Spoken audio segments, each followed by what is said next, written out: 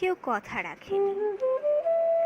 ৩৩ বছর কাটলো, কেউ কথা রাখেনি। ছেলেবেলায় এক বষ্টমী তার আগমনী গান হঠাৎ থামিয়ে বলেছিল, শুক্লা দ্বাদশীর দিন অন্তরাটুকু শুনিয়ে যাবে।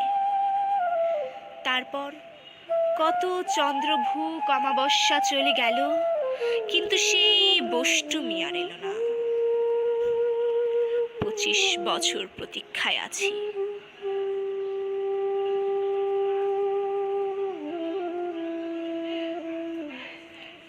মামাবাড়ির মাঝি নাদের আলী বলেছিল, বড় হও দাদা ঠাকুর, তোমায় আমি ৩ প্রহরের বিল দেখাতে নিয়ে যাব, যেখানে পদ্ম ফুলের মাথায় সাপ আর ভ্রমর খেলা করে।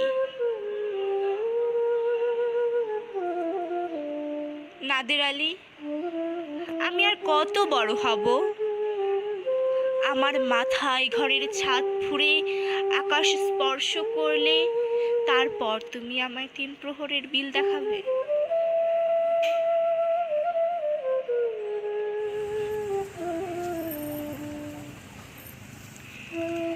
একটাও রয়্যাল গুলি কিনতে পারিনি কখনো। লাঠি লজেন্স দেখিয়ে দেখিয়ে চুষেছে লস্কর বাড়ির ছেলেরা। ভিখিরির মতো চৌধুরীদের গেটে দাঁড়িয়ে দেখেছি ভিতরে রাস উৎসব। অবিরল রঙের ধারার মধ্যে সুবর্ণ কঙ্কন পরা ভরসা রমণীরা কত রকম আমোদে হেসেছে।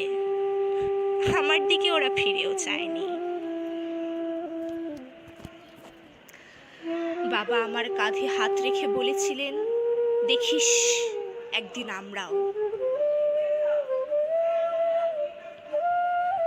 বাবা এখন অন্ধ, আমাদের দেখা হয়নি কিছুই।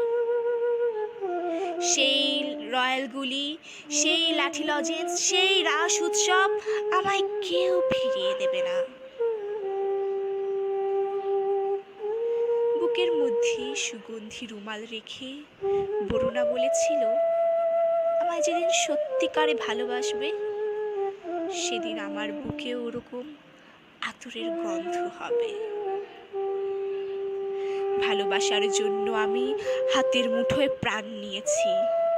দুরন্ত শাড়ির চোখে বেঁধেছি লাল কাপড়। বিশ্ব সংসার তন্ন তন্ন করে খুঁজে এনেছি ১০৮টা নীল পদ্ম। তবুও কথা রাখিনি বরুণা। তার বুকে এখনো মাংসের গন্ধ, এখনো সে যে কোনো নারী।